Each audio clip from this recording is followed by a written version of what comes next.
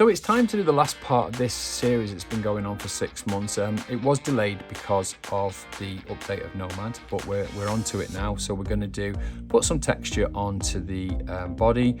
We're going to make a couple of hands and then quickly make a lightsaber, and then that will cover it for this particular lesson.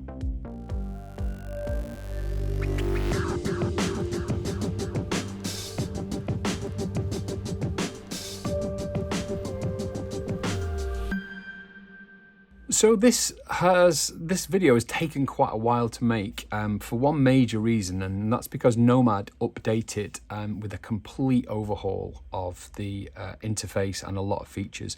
So unfortunately I had upgraded and I couldn't roll it back. So all of the earlier parts of the video are with an earlier version, and this is the version now that has the changes that will reflect things like the hierarchy, the scene hierarchy, where you can now parent things, and there's lots of moves around the interface where things have changed. So unfortunately I didn't get to finish the old course before this happened, but we were very, very close to the end. So the last few bits that we've got to do are some detailing on the clothing. Then we're going to quickly make the hands, and then the last thing to do really is to make the lightsaber.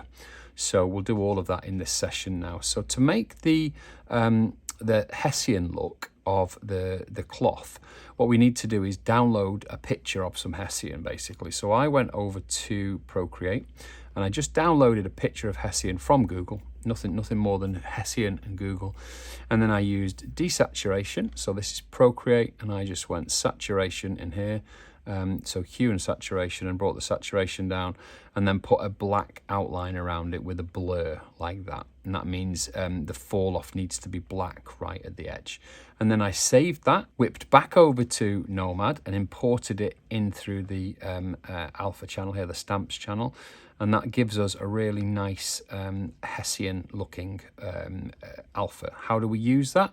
So we go up to clay, and I'll just turn off this panel. So we've got clay here, and then in here, so you come up to the top and you want to change your fall off to spline, and then just make it like a low table like so. That means it'll be a nice flat projection when it comes on, and then change the type from dot to grab dynamic radius. Now what that means is make sure your symmetry is off, by the way, there, because you don't want this symmetrically.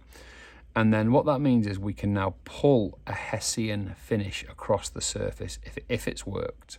You could do it the other way, which is sub, which means it'll indent, and you might find that gives you a better pattern. And that probably does, actually, so that's probably the way I will do it. But then you can just adjust these settings here. So we want to just bring the intensity down a little bit, and there you go. It gives us a nice fine pattern. So now what you got to do is just place it. It's not as useful as ZBrush. It's not, you can't move it around in the same sort of way. So it is a little bit of being careful not to overlap too much. And it would be good to be able to apply it like you would with a UV map. But unfortunately we don't have that ability in here, so you just have to really carefully place it. And if you do get any problems in the middle here, what you can do is you can go in and just use either the crease tool or smooth tool, depending on what it is that you want to do, whether you want to smooth it down or crease it. And I'm nearly done now. Doesn't take long to do it. I'm just pulling it into the areas that I want it. Want it to really show nicely down by the sleeve here. I'll do it across the top, although it doesn't really matter too much going into the top there.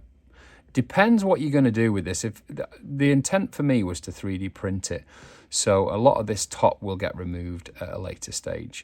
So it was really just making sure there's some nice patterning for the 3D print in the areas that need it. If you find that you want to pull it across an area but another area is getting covered, then just hold your finger on mask and just mask out that area. Or you can use mask select or mask SCL and use lasso, and then just lasso around the area you don't want it to go on, like so. And then back, oops, undid it. And then back to view so you can move around, and then back to clay, and then you can just pull it and it won't go on that area. So they're just little tips to remember. And that's probably enough to give you the patterning that we wanted. So that's a very simple one to get done. Now the next thing that we want to do is do a hand, and the hand is, I've made one here already, so I'll turn it on to show you what it looks like. It's basically a very, very simple 2-fingered, 1-thumbed hand, like so. So we'll turn them off and we'll make one of those. So we want to add, and then we'll use a sphere for most of this. We'll just use this one sphere here and just paint it grey for now. Fill it. And then what we want is a couple of things. So we want this to be the hand and then fingers and the thumb. So I'm just going to use the sphere for most of it. So we'll validate it, and that would be the palm of the hand. I'm going to come up here and then I'm going to duplicate it or clone it. And then this bit, make it back to a sphere, make it smaller, bring it up to the front, and that's the first knuckle. There's a lot of repetition coming now for this next, but you can do this with cylinders if you want, and you can do it with the tube tool if you want, depending on how skilled you are with Nomad. I'm going to make it a bit smaller. This is the bit in between the knuckle. Next one, just lots of cloning. As you can see, move it down and out a little bit, and then scale it up a little bit. That's the first knuckle. Clone it again. Move that down and scale it down. Move it out, like so.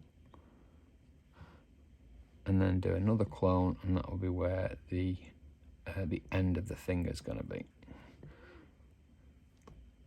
So there's actually, if you were not doing a stylized character, you'd put another knuckle in there, but I just want these fat little chubby fingers, and that's probably enough for what I want, with one last bit that we need. So we're going to go clone again, scale it down, and we're going to pull this down and out like so. Let me just get it the right position. And what we want to do now, this is going to be the claw or the talon or whatever you call it. We just use the move tool to do this. And we just, with a small move tool, you can pull it out, and then bigger move tool, curve it like so. Make sure your intensity is low so that you don't affect it too aggressively. And what you'll find is that gives you a nice claw, very, very simply, like so. Now what you want to do now is take all of them, the first ones, like so. We don't want the last one, we don't want the hand. And we want to go up here, we want to go to voxel, we want to voxel merge, but really quite low res, so under 200, and just do a voxel merge. We'll put wire on, you'll see, in fact that's probably too high actually, so I'll do another one. So we want voxel, merge, resolution, about, let's try a little bit lower, let's try 100, there we go. And the reason you want it low is because you want to do lots of smoothing now, like so. So turn the wire off, and you want to flatten the top of the finger as much as you can and leave the bottom creased with the spheres. And that's what happens if you look at your own hand now. I know this is a very stylized character, but that gives you the creases that you get underneath here, like so. So quite flat on the top, and we'll put crease lines in now, but you know, creased underneath like this. So just put creases, and we'll just do some creasing across the knuckle area, like so. It's got symmetry on there, and I shouldn't have had symmetry on, so that hasn't helped. And that's probably enough. So we can turn on the hand, take this one, and we can duplicate this one. I'm not naming anything yet, obviously, because we're going to keep changing it, like so. And then twist that around so he's got the 2 fingers. Just position that from the top, like so. And then when you've done that, you actually want another one of those. We can use the same one again, just with one knuckle less. So we'll clone it again, move it out to the side, and we want to embed it right down into the hand like that, and that will become the thumb. So it needs to be twisted round a little bit and out like that. And that will probably give you enough to start sculpting. There's one last little bit that we need. I'll just move him out a little bit more, like so. So the last thing we need is a wrist, so we'll just use a tube for that. So we'll just go add, and we'll use cylinder, rotate it round, validate it, scale it down, and then pop it down here, like so. And it obviously it's going to stick out the hand a little bit there, so we're going to go back to the hand, and we're going to use the move tool, and we're going to make the pad, we're looking at this bit now, making it where the thumb is, that pad needs to be pulled right down, like so. Smooth it a little bit back, and that's given us that part of the hand, and then just a bit more volume up at the back here where the hand comes into the wrist, and that's probably going to give us enough. I'll just switch to that thumb, and I'll just use the move tool just to shape it a little bit more. Take your time with this if you've not done many hands before. And then back onto the sphere, and we'll use crease. And a good thing to do is put the crease of here, like this bit here. That can be quite useful for later on. And that's it. We can just join all that together now. You could just make sure that that's grey, and then they're all the same colour. And then we'll go cylinder, sphere, sphere, sphere, sphere, and all together as one. And then simply just go back over to your voxel remeshing, and then a slightly higher, and remesh it all into one. And now when you smooth it all down, you're going to get a quite nice looking hand with very little work really. Let's just use the normal clay tool here, and we'll just build it up a little bit. Just make sure that all of the settings are back onto default. We still had the setting there, I don't know if you noticed from when we did the grab radius. So just changed it back to dot. And then that's a bit on the wrist. And then let's just get rid of some of this. Looks quite fake, doesn't it, here? So that's looking good. And then with yours, I would just work on this a little bit. So you could do, for example, you could do a crease with sub on, and you can get, that'll give you some veins on the back of the hand perhaps, or you can just build up a bit more using clay, and you can just build up the knuckles a bit more if you're ready to do that kind of detailing. But I just want to show you the basic way of making one of the hands, and that would be how I would do it. So let's put it in place and see what we've got. So I'll turn this one off, and I'll put everything else back on. You can see there I can just drag down, and that's actually selecting it all, but I just want it visibly on. I don't need it selected, I just need it visibly on. And turn solo off now, and it should all appear. Let's change the material a little bit, and that means change the Matcap maybe, so that you can see it in a slightly different light. Let's try it like maybe there. I've settled on that light blue one. So obviously the hand the new hand that I've done is there, but I'll put him on one side.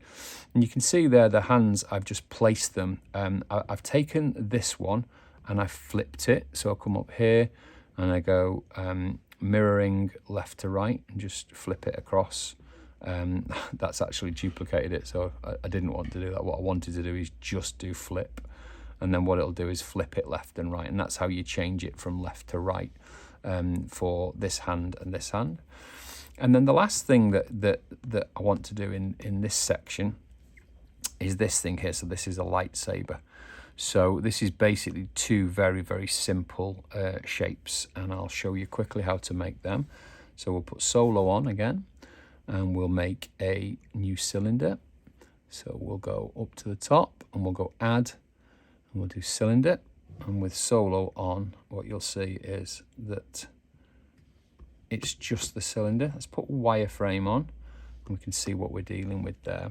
So what you need to do is edit this before we do anything else. So we'll come up to the top, and we'll have a play with this. So we want to reduce the radius a lot. So we'll go in there, like so. And then what we want to do is want to affect, let's get actually a little bit thinner. And then we want to change the density of the mesh. We don't want anywhere near as many polygons for this bit while we're setting it up, so we can make it a lot less polygons overall. So it will be a bit blocky for the time being, but it's useful while we're just setting this thing up. So and what it says here is same radius, so we'll change that, and we want the radius at the start to be different than the radius at the end. So if you bring the radius at the end down like so, that gives you that spiky bit like that. And now we can increase the divisions again as we feel we need to. And why are we doing that? Because now I can validate that. I can take perspective off and snap it to the front like so. I'll go to SEL mask and I'll use the rectangle and I'll just mask across like so. And then if you've masked it like that, you might want to basically hold mask and tap it on the screen and it'll invert it. And then simply just scale that down like so. Move it up like that. And that will give you the end of the lightsaber. You can move it down and scale it more if you want. You're basically doing polygonal work here, which is not that easy in Nomad until you know, if you start to understand stuff like this. There are ways to do it, but it's not ideal. And then all we need to do is flip it and basically, you know, do symmetry again. So we need to mirror it. I'll just put the grid on. I'm just going to rotate it. I'm going to use numerical rotation here. So I want to rotate it around this axis, which is the Y. So I want rotation on Y, and I'm going to say minus 90, enter, and that'll flatten it that way. And now what I want to do is bring it so that it's over the center line here. And then I want to go to symmetry, and I want to mirror it, and I want to mirror it left. I think it's right to left now. From the world. So let's try that and see what happens. And there you go. It's mirrored it and welded it in the middle. So that's giving you the lightsaber very, very simply. So we'll turn the wires off now. And if we subdivide it, it might round it a bit too much here. So let's just have a look at what happens. Let's just go up to the top and we'll just do under multi-res, subdivide. And if you like that, that's fine. If not, then you need to use a voxel remesh first, which we've done many times in these tutorials. Okay, so that gives you the lightsaber, or an approximation of the lightsaber. I've gone back one there. So now you can start playing with all of these parts. So I keep selecting all of them. I don't need to. I just need to see them on. So turn solo off. We can hide that new lightsaber because we've got an old lightsaber now. And basically, if you take your lightsaber now and make sure your pivot point is in the center, you want it exactly where the hand would be, like so. Check it from both angles. Put perspective back on if you need to. And there you go. You've got a pivotable, placeable lightsaber. So decide where you want it, put it in the grip of the hand, and then using the clay tools, so basically, the move tools, just move the fingers around so it clasps it. You want to be able to, you know, to make sure that it looks like the hand is going around the lightsaber. And if it is a problem, and if you can't get that quite right, then go back to your hand and either chop off the finger using something like, we could just use split with a line, like so.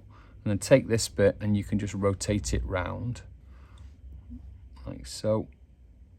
And then rejoin that to the hand, and then fix the, you know, the bit in the middle. Or you can just simply mask off one area, and you can you know, you can do it in a normal masking sort of way. And that's it really. We're kind of I've got UV on there, we don't want to see that. We're kind of done with all the modeling there. Now you can see there that the eyes are staying still as I move the head. And something that's happened since we updated this is that you can now drop those eyes inside that head and they'll parent to them. So that is one of the big changes that's happened since we you know, since we did the first part of this tutorial.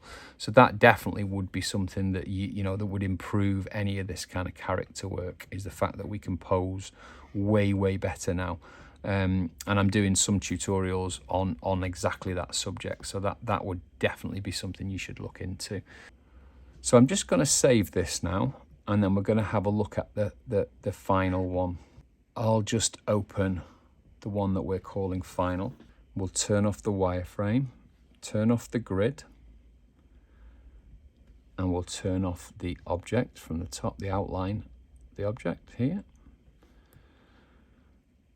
And that's how I ended my model. So I basically painted in black, and I then added some lights, and I just finished the scene with literally just, you know, finessing the light, which I will actually do another video on that. We've done lighting quite a few times, but if you're a beginner, you might want one more lesson just to go over this last little bit. And then in another video, we'll cover how to prepare him for 3D print, because that's a whole different subject. And again, I have covered it on the channel. There's quite a lot of videos you can see that will show you how to do this. But this brings to a close the core of the building for you as a beginner. And anything that we do now will just be nice twos. And obviously, you can see him here in 3D print. He looks amazing when he's printed and then hand painted. So this was done with an airbrush, and I've done several different print sizes. So I'll try and cover that in a future lesson that gives you exactly how I would prepare a model like this for 3D print, and how we hollow him out, put drain holes in, and how we do things like putting in keys, which again we have covered. So that really brings to an end the overdue part of this course. So I'm really sorry that it took so long to finish it, and I hope you've enjoyed it. I really hope you're enjoying these videos, and if you are, please give us a thumbs up. It does help us to get in front of all the artists who may like this kind of content. And if you give us a thumbs up, then why not subscribe to the channel, and we can let you know when we're going to drop new content, which is every week.